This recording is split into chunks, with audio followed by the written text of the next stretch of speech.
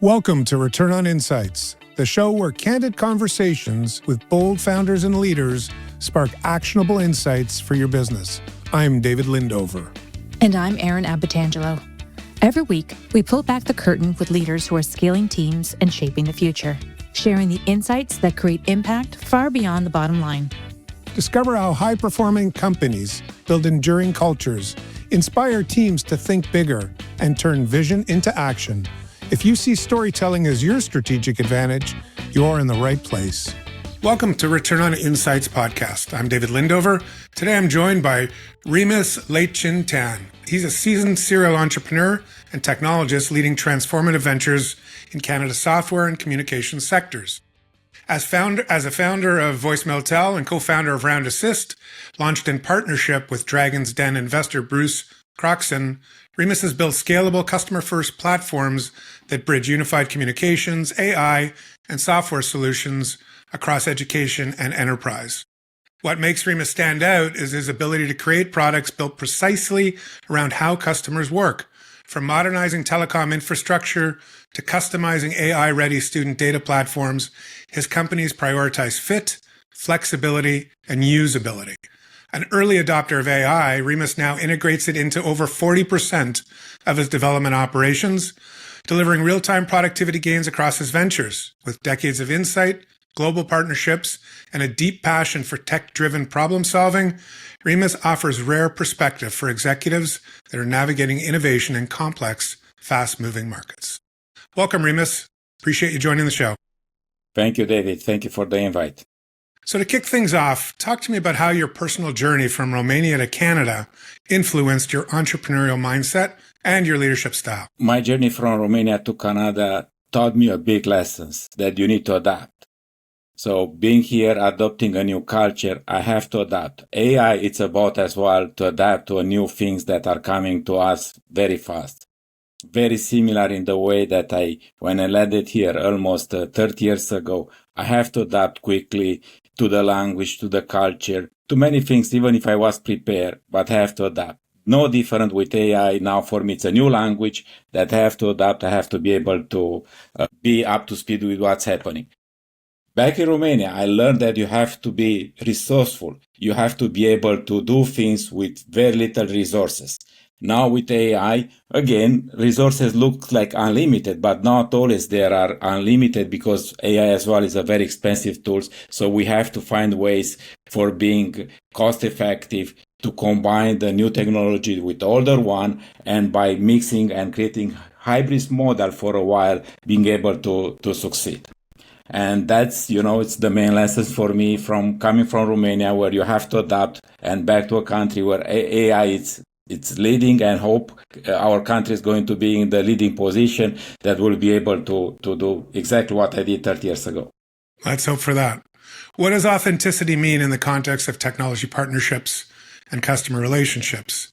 And how do you foster it within your teams? I have a good example talking about that is the fact that, customer asked, I work with student data. I was asked, are we transparent? Do we show what we are doing with AI? Do we show the full data that's happening in the back? And we build specific tools to show full traceability, we call it, where a client can see, in this case is the school, they can see the student evolution from the beginning when they go to the school up to the end. Based on the traceability, they build trust in our system, which is very important for the school. That really enable us to gain more credibility in the market. And now with what's happening in over the world, I will say, we need more Canadian products, and we are at the leading edge providing Canadian grown-up here products to schools and university, and we are getting lots of demand because of that. So the fact that we are local, we are transparent, we show to our community a way for them to have traceability for what we are doing, and it's really just being truthful in one simple word. Very much so. In what ways are AI and automation reshaping the competitive landscape for software development and telecom, and how are you preparing your companies for the shift? I'll say very simple. AI will make developers irrelevant. It's very hard to believe, right? Because I'm a developer as a background, but will make every developer irrelevant if they don't adapt. So our plan, and in my view, everybody has to adapt and integrate in a meaningful way and use the new technology. At the same time, it's very important. I need to stress all this. We need to remain humans, to use these tools without letting them to overtake us. As an example, we are using emails. We are responding using AI. It's we're not hiding that.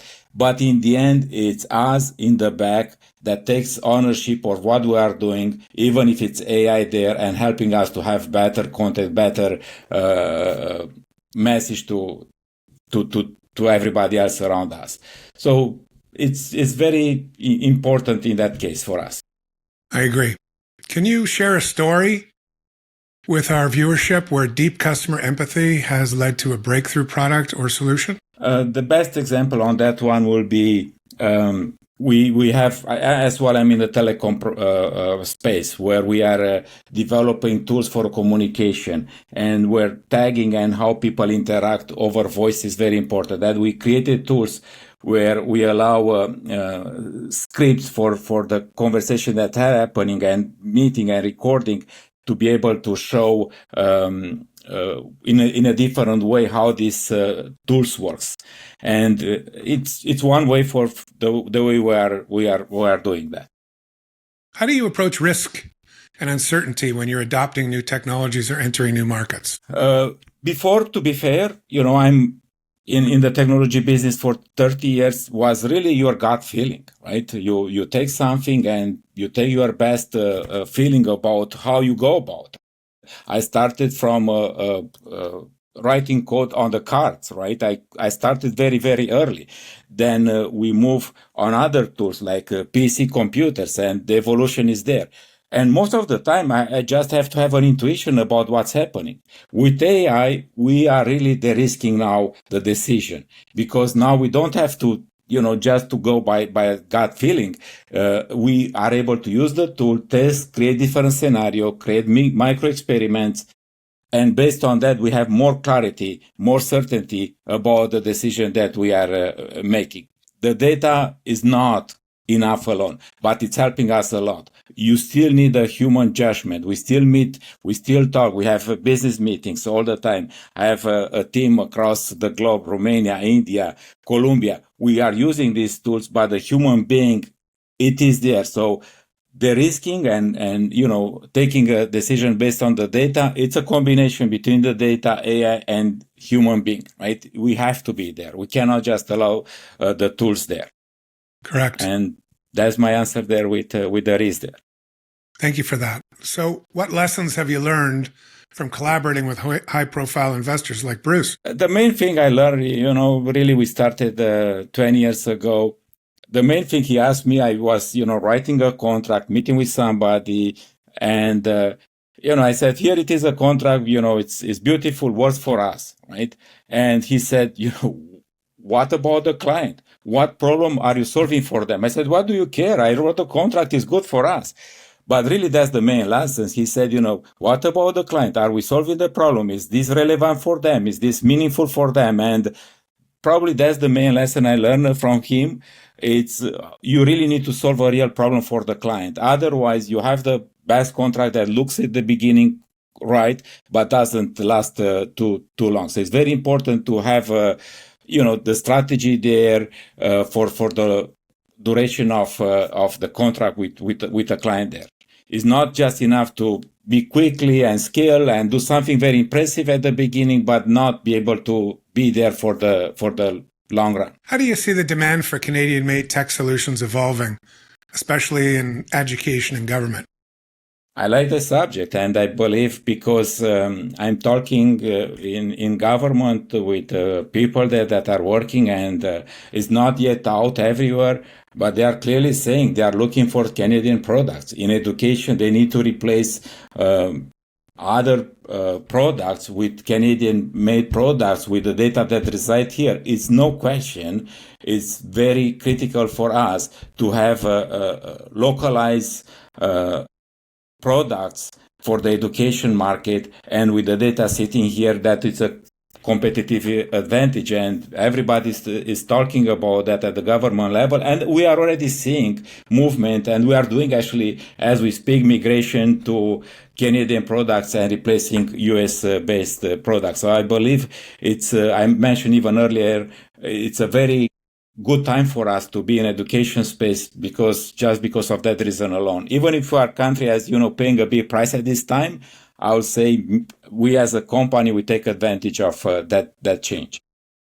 It's good to hear. What advice would you give to founders looking to leverage AI responsibly and effectively in their own businesses? For a startup, for somebody that starts now, AI is a major advantage. Anybody that has an idea with AI can become big overnight. It's more about being able to have a strategy where you collect the data, have a product that you collect some data, and by using the data with AI, you build a machine learning, you build an AI product. It's more to get to the scale, to build a system these days, and it applies to us. We are not hiring more people. We are almost 100 people.